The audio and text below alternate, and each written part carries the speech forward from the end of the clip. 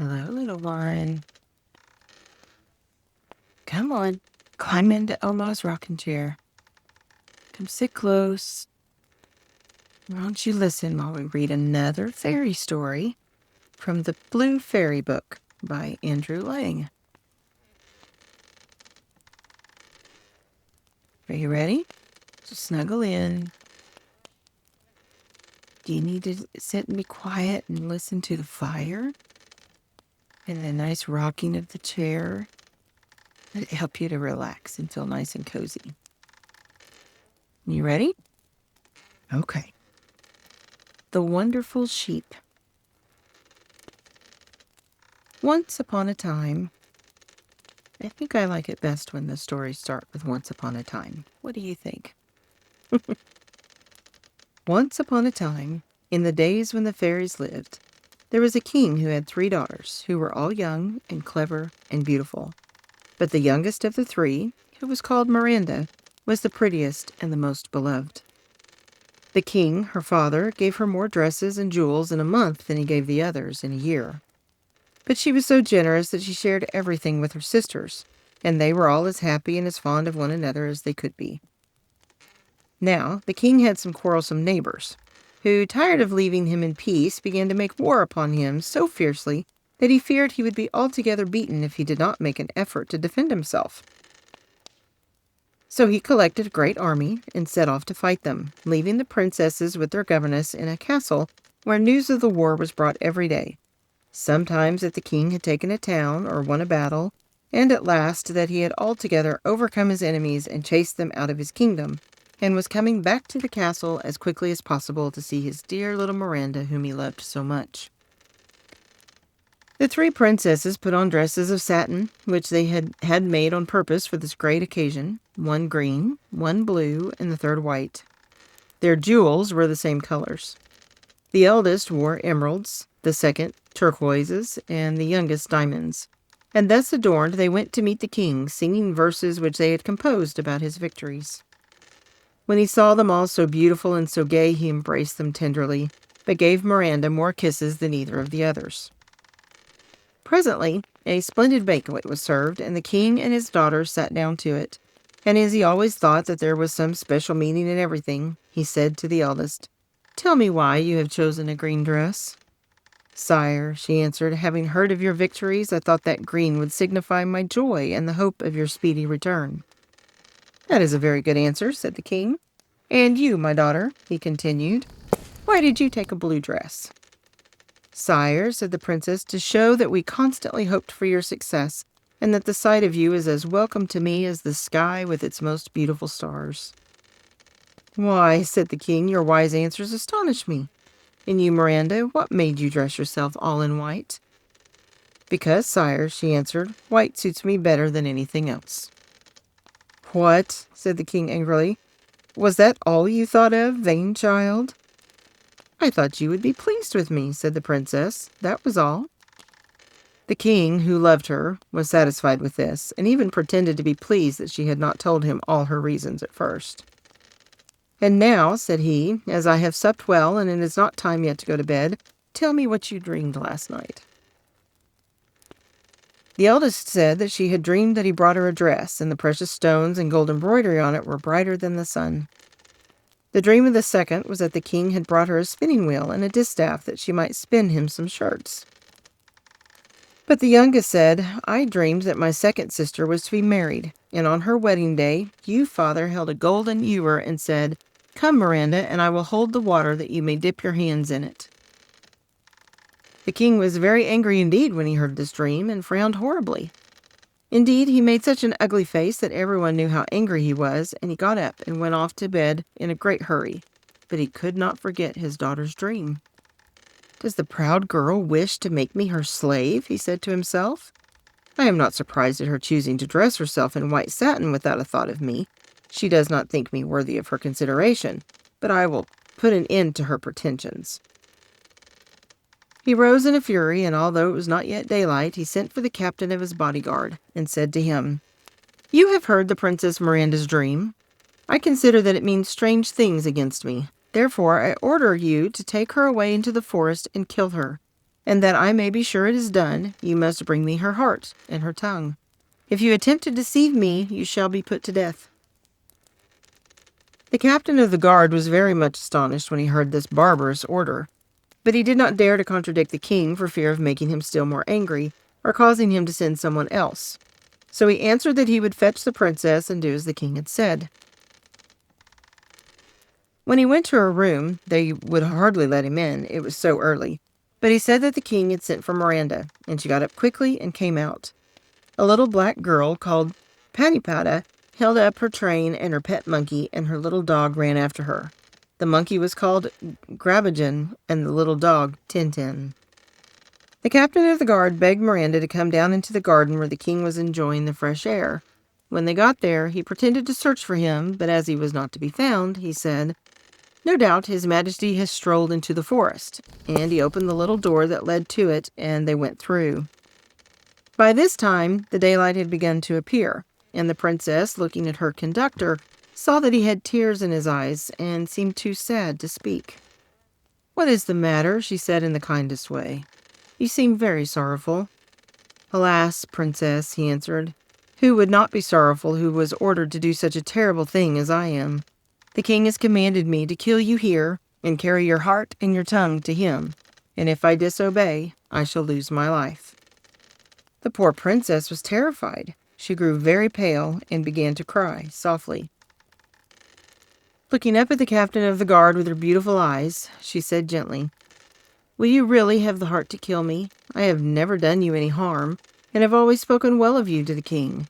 If I had deserved my father's anger, I would suffer without a murmur, but alas, he is unjust to complain of me, when I have always treated him with love and respect." "Fear nothing, princess," said the captain of the guard. "I would far rather die myself than hurt you. But even if I am killed, you will not be safe. We must find some way of making the king believe that you are dead." "What can we do?" said Miranda. "Unless you take him my heart and my tongue, he will never believe you." The princess and the captain of the guard were talking so earnestly that they did not think of Patypata, but she had overheard all they said, and now came and threw herself at Miranda's feet. "Madam," she said, "I offer you my life. Let me be killed. I shall be only too happy to die for such a kind mistress." "Why, Patypata," cried the princess, kissing her, "that would never do. Your life is as precious to me as my own, especially after such a proof of your affection as you have just given me." "You are right, princess," said Grabogen, coming forward. "To love such a faithful slave as Patypata, she is of more use to you than I am. I offer you my tongue and my heart most willingly, especially as I wish to make a great name for myself in Goblinland." "No, no, my little Grabogen," replied Miranda. "I cannot bear the thought of taking your life." "Such a good little dog as I am," cried Tintin, "could not think of letting either of you die for his mistress. If anyone is to die for her, it must be me." And then began a great dispute between Patypata, Grabogen, and Tintin, and they came to high words, until at last Grabogen, who was quicker than the others, ran up to the very top of the nearest tree and let herself fall, head first, to the ground, and there she lay, quite dead. The princess was very sorry, but as Grabogen was really dead, she allowed the captain of the guard to take her tongue. But alas, it was such a little one, not bigger than the princess's thumb, that they decided sorrowfully that it was of no use at all. The king would not have been taken in by it for a moment. "Alas, my little monkey," cried the princess, "I have lost you, and yet I am no better off than I was before." "The honor of saving your life is to be mine," interrupted Patypata, and before they could prevent her, she had picked up a knife and cut her head off in an instant. But when the captain of the guard would have taken her tongue, it turned out to be quite black, so that would not have deceived the king either. "Am I not unlucky?" cried the poor princess. "I lose everything I love, and am none the better for it." "If you had accepted my offer," said Tintin, "you would only have had me to regret, and I should have had all your gratitude." Miranda kissed her little dog, crying so bitterly that at last she could bear it no longer, and turned away into the forest. When she looked back, the captain of the guard was gone, and she was alone, except for Patypata, Grabogen, and Tintin, who lay upon the ground.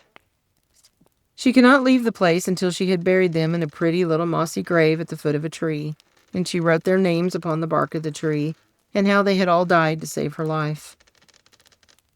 And then she began to think where she could go for safety, for this forest was so close to her father's castle that she might be seen and recognized by the first passerby, and besides that, it was full of lions and wolves, who would have snapped up a princess just as soon as a stray chicken. So she began to walk as fast as she could, but the forest was so large and the sun was so hot that she nearly died of heat and terror and fatigue. Look which way she would, there seemed to be no end to the forest, and she was so frightened that she fancied every minute that she heard the king running after her to kill her. You may imagine how miserable she was and how she cried as she went on, not knowing which path to follow, and with the thorny bushes scratching her dreadfully and tearing her pretty frock to pieces. At last she heard the bleating of a sheep, and said to herself, "No doubt there are shepherds here with their flocks. They will show me the way to some village where I can live disguised as a peasant girl." Alas, it is not always kings and princes who are the happiest people in the world. Who could have believed that I should ever be obliged to run away and hide because the king, for no reason at all, wishes to kill me? So saying, she advanced toward the place where she heard the bleating. But what was her surprise when in a lovely little glade, quite surrounded by trees, she saw a large sheep. Its wool was as white as snow, and its horns shone like gold. It had a garland of flowers round its neck, and strings of great pearls about its legs, and a collar of diamonds. It lay upon a bank of orange flowers, under a canopy of cloth of gold which protected it from the heat of the sun. Nearly 100 other sheep were scattered about, not eating the grass, but some drinking coffee, lemonade, or sherbet, others eating ices, strawberries and cream or sweetmeats, while others again were playing games. Many of them wore golden collars with jewels, flowers, and ribbons. Miranda stopped short in amazement at this unexpected sight, and was looking in all directions for the shepherd of this surprising flock, when the beautiful sheep came bounding toward her. "Approach, lovely princess," he cried. "Have no fear of such gentle and peaceable animals as we are." "What a marvel!" cried the princess, starting back a little. "Here is a sheep that can talk." "Your monkey and your dog could talk, madam," said he. "Are you more astonished at us than at them?" "A fairy gave them the power to speak," replied Miranda, "so I was used to them." "Perhaps the same thing has happened to us," he said, smiling sheepishly. "But, princess, what can have led you here?" "1,000 misfortunes, Sir Sheep. I am the unhappiest princess in the world, and I am seeking a shelter against my father's anger." "Come with me, madam," said the sheep. "I offer you a hiding place, which you only will know of, and where you will be mistress of everything you see." "I really cannot follow you," said Miranda, "for I am too tired to walk another step." The sheep with the golden horns ordered that his chariot should be fetched, and a moment after appeared 6 goats, harnessed to a pumpkin which was so big that 2 people could quite well sit in it, and was all lined with cushions of velvet and down. The princess stepped into it, much amused at such a new kind of carriage. The king of the sheep took his place beside her, and the goats ran away with them at full speed, and only stopped when they reached a cavern, the entrance to which was blocked by a great stone. This the king touched with his foot, and immediately it fell down, and he invited the princess to enter without fear. Now, if she had not been so alarmed by everything that had happened, nothing could have induced her to go into this frightful cave, but she was so afraid of what might be behind her that she would have thrown herself even down a well at this moment. So, without hesitation, she followed the sheep, who went before her, down, down, down, until she thought they must come out at the other side of the world. Indeed, she was not sure that he wasn't leading her into fairyland. At last she saw before her a great plain, quite covered with all sorts of flowers, the scent of which seemed to be nicer than anything she had ever smelled before. A broad river of orange flower water flowed around it, and fountains of wine of every kind ran in all directions and made the prettiest little cascades and brooks.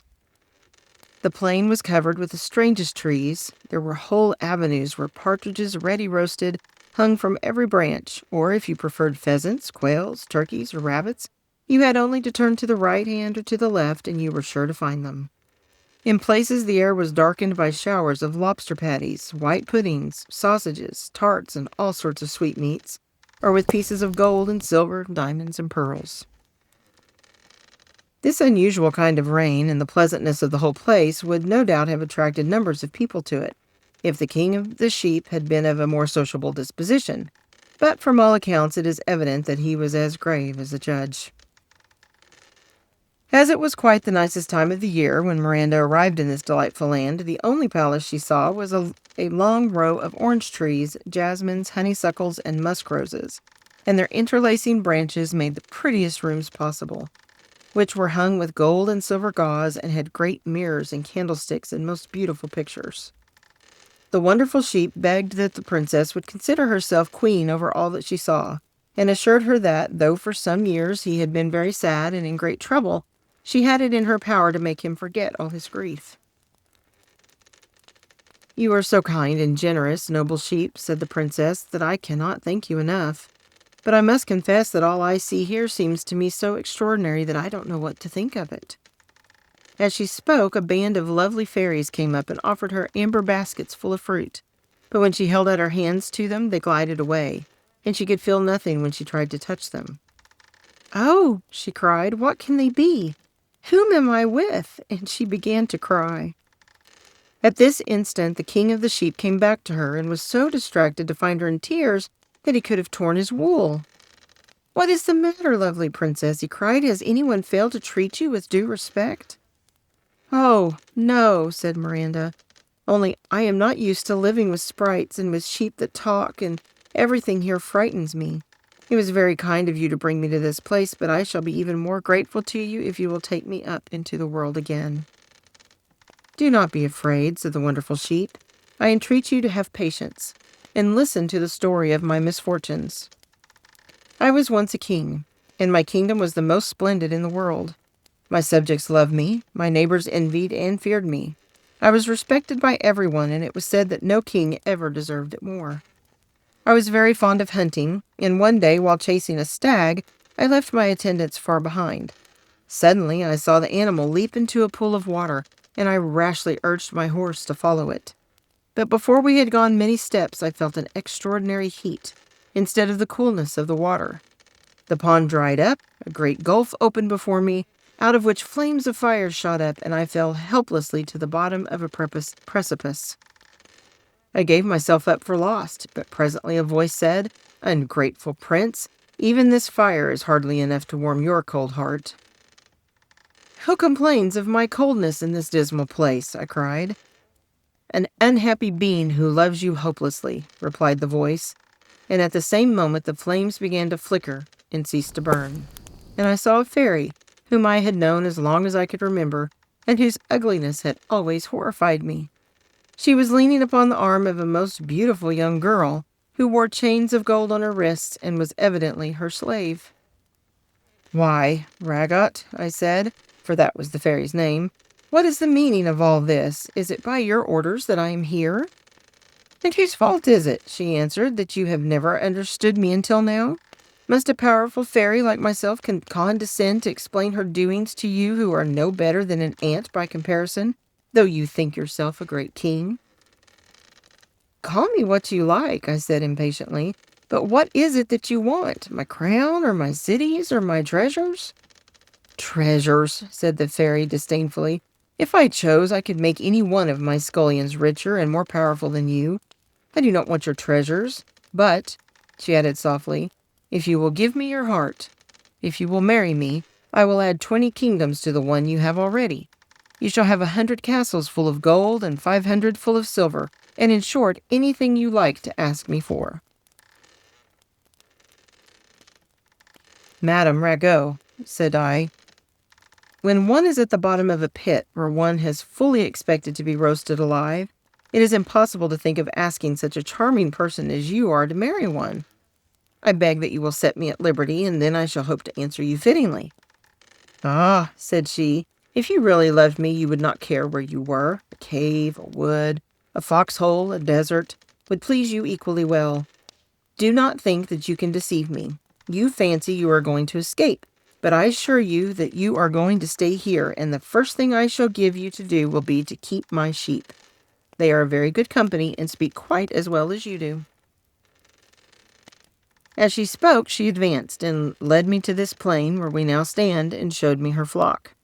But I paid little attention to it or to her, to tell the truth. I was so lost in admiration of her beautiful slave that I forgot everything else, and the cruel Rago, perceiving this, turned upon her so furious and terrible a look that she fell lifeless to the ground. At this dreadful sight I drew my sword and rushed at Ragot, and should certainly have cut off her head had she not by her magic arts chained me to the spot on which I stood. All my efforts to move were useless, and at last, when I threw myself down on the ground in despair, she said to me, with a scornful smile, "I intend to make you feel my power. It seems that you are a lion at present. I mean you to be a sheep." So saying, she touched me with her wand, and I became what you see. I did not lose the power of speech or of feeling the misery of my present state. "For 5 years," she said, "you shall be a sheep, and lord of this pleasant land, while I, no longer able to see your face, which I love so much, shall be better able to hate you as you deserve to be hated." She disappeared as she finished speaking, and if I had not been too unhappy to care about anything, I should have been glad that she was gone. The talking sheep received me as their king and told me that they too were unfortunate princes who had in different ways offended their revengeful fairy, and had been added to her flock for a certain number of years, some more, some less. From time to time, indeed, one regains his own proper form and goes back again to his place in the upper world. But the other beings whom you saw are the rivals or the enemies of Ragot, whom she has imprisoned for 100 years or so, though even they will go back at last. The young slave of whom I told you about is one of these. I have seen her often, and it has been a great pleasure to me. She never speaks to me, and if I were nearer to her, I know I should find her only a shadow, which would be very annoying. However, I noticed that one of my companions in misfortune was also very attentive to this little sprite, and I found out that he had been her lover, whom the cruel Ragot had taken away from her long before. Since then, I have cared for and thought of nothing but how I might regain my freedom. I have often been in the forest, that is where I have seen you, lovely princess, sometimes driving your chariot, which you did with all the grace and skill in the world, sometimes riding in the chase on so spirited a horse that it seemed as if no one but yourself could have managed it, and sometimes running races on the plain with the princesses of your court, running so lightly that it was you always who won the prize. Oh, princess, I have loved you so long, and yet how dare I tell you of my love? What hope can there be for an unhappy sheep like myself?" Miranda was so surprised and confused by all that she had heard that she hardly knew what answer to give to the king of the sheep. But she managed to make some kind of little speech, which certainly did not forbid him to hope, and said that she should not be afraid of the shadows now she knew that they would some day come to life again. "Alas," she continued, "if my poor Patapata, my dear Grabugeon, and pretty little Tintin, who all died for my sake, were equally well off, I should have nothing left to wish for here." Prisoner though he was, the king of the sheep had still some powers and privileges. "Go," said he to his master of the horse, "go and seek the shadows of the little black girl, the monkey, and the dog. They will amuse our princess." And an instant afterward, Miranda saw them coming toward her, and their presence gave her the greatest pleasure, though they did not come near enough for her to touch them. The king of the sheep was so kind and amusing, and loved Miranda so dearly, that at last she began to love him too. Such a handsome sheep, who was so polite and considerate, could hardly fail to please, especially if one knew that he was really a king, and that his strange imprisonment would soon come to an end. So the princess's days passed very gaily while she waited for the happy time to come. The king of the sheep, with the help of all the flock, got up balls, concerts, and hunting parties, and even the shadows joined in all the fun, and came making believe to be their own real selves. One evening, when the couriers arrived, for the king sent most carefully for news, and they always brought the very best kinds, it was announced that the sister of the Princess Miranda was going to be married to a great prince, and that nothing could be more splendid than all the preparations for the wedding. "Ah," cried the young princess, "how unlucky I am to miss the sight of so many pretty things. Here am I imprisoned under the earth with no company but sheep and shadows, while my sister is to be adorned like a queen and surrounded by all who love and admire her, and everyone but myself can go to wish her joy." "Why do you complain, princess?" said the king of the sheep. "Did I say that you were not to go to the wedding? Set out as soon as you please. Only promise me that you will come back, for I love you too much to be able to live without you." Miranda was very grateful to him and promised faithfully that nothing in the world should keep her from coming back. The king caused an escort suitable to her rank to be got ready for her, and she dressed herself splendidly, not forgetting anything that could make her more beautiful. Her chariot was of mother of pearl, drawn by 6 dun-colored griffins, just brought from the other side of the world, and she was attended by a number of guards in splendid uniforms, who were all at least 8 feet high, and had come from far and near to ride in the princess's train. Miranda reached her father's palace just as the wedding ceremony began, and everyone, as soon as she came in, was struck with surprise at her beauty and the splendor of her jewels. She heard exclamations of admiration on all sides, and the king, her father, looked at her so attentively that she was afraid he must recognize her. But he was so sure that she was dead that the idea never occurred to him. However, the fear of not getting away made her leave before the marriage was over. She went out hastily, leaving behind her a little coral casket set with emeralds. On it was written in diamond letters, "Jewels for the bride." And when they opened it, which they did as soon as it was found, there seemed to be no end to the pretty things it contained. The king, who had hoped to join the unknown princess and find out who she was dreadfully disappointed when she disappeared so suddenly, and gave orders that if she ever came again, the doors were to be shut, that she might not get away so easily. Short as Miranda's absence had been, it had seemed like 100 years to the king of the sheep. He was waiting for her by a fountain in the thickest part of the forest, and the ground was strewn with splendid presents which he had prepared for her to show his joy and gratitude at her coming back. As soon as she was in sight, he rushed to meet her, leaping and bounding like a real sheep. He caressed her tenderly, throwing himself at her feet and kissing her hands, and told her how uneasy he had been in her absence and how impatient for her return, with an eloquence which charmed her. After some time came the news that the king's second daughter was going to be married. When Miranda heard it, she begged the king of the sheep to allow her to go and see the wedding as before. This request made him feel very sad, as if some misfortune must surely come of it. But his love for the princess being stronger than anything else, he did not like to refuse her. "You wish to leave me, princess," said he. "It is my unhappy fate. You are not to blame. I consent to your going, but believe me, I can give you no stronger proof of my love than by so doing."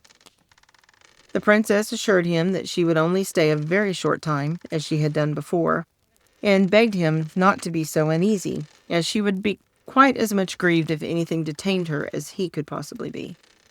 So, with the same escort, she set out, and reached the palace as the marriage ceremony began. Everybody was delighted to see her. She was so pretty that they thought she must be some fairy princess, and the princes who were there could not take their eyes off her. The king was more glad than anyone else that she had come again, and gave orders that the doors should all be shut and bolted that very minute. When the wedding was all but over, the princess got up quickly, hoping to slip away unnoticed among the crowd, but to her great dismay she found every door fastened. She felt more at ease when the king came up to her, and with the greatest respect begged her not to run away so soon, but at least to honor him by staying for the splendid feast which was prepared for the princes and princesses. He led her into a magnificent hall where all the court was assembled, and himself taking up the golden bowl full of water, he offered it to her that she might dip her pretty fingers into it. At this, the princess could no longer contain herself. Throwing herself at the king's feet, she cried out, "My dream has come true after all. You have offered me water to wash my hands on my sister's wedding day, and it has not vexed you to do it." The king recognized her at once. Indeed, he had already thought several times how much like his poor little Miranda she was. "Oh, my dear daughter," he cried, kissing her, "can you ever forget my cruelty? I ordered you to be put to death because I thought your dream portended the loss of my crown. And so it did," he added, "for now your sisters are both married and have kingdoms of their own, and mine shall be for you." So saying, he put his crown on the princess's head and cried, "Long live Queen Miranda!" All the court cried, "Long live Queen Miranda!" after him, and the young queen's 2 sisters came running up and threw their arms around her neck and kissed her 1,000 times. And then there was such a laughing and crying, talking and kissing all at once, and Miranda thanked her father and began to ask after everyone, particularly the captain of the guard, to whom she owed so much. But to her great sorrow she heard that he was dead. Presently they sat down to the banquet, and the king asked Miranda to tell them all that had happened to her since the terrible morning, when he had sent the captain of the guard to fetch her. This she did with so much spirit that all the guests listened with breathless interest.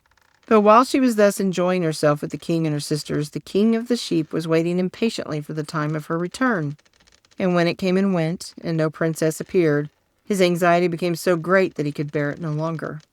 "She is not coming back any more," he cried.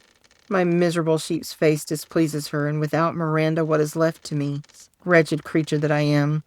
Oh, cruel Rago, my punishment is complete." For a long time he bewailed his sad fate like this, and then seeing that it was growing dark, and that still there was no sign of the princess, he set out as fast as he could in the direction of the town. When he reached the palace, he asked for Miranda, but by this time everyone had heard the story of her adventures, and did not want her to go back again to the king of the sheep, so they refused sternly to let him see her. In vain he begged and prayed them to let him in. Though his entreaties might have melted hearts of stone, they did not move the guards of the palace, and at last, quite heartbroken, he fell dead at their feet. In the meantime, the king, who had not the least idea of the sad thing that was happening outside the gate of his palace, proposed to Miranda that she should be driven in her chariot all around the town, which was to be illuminated with thousands and thousands of torches, placed in windows and balconies and all the grand squares. But what a sight met her eyes at the very entrance of the palace! There lay her dear, kind sheep, silent and motionless upon the pavement. She threw herself out of the chariot and ran to him, crying bitterly, for she realized that her broken promise had cost him his life, and for a long, long time she was so unhappy that they thought she would have died too. So you see that even a princess is not always happy, especially if she forgets to keep her word, and the greatest misfortunes often happen to people just as they think they have obtained their heart's desires.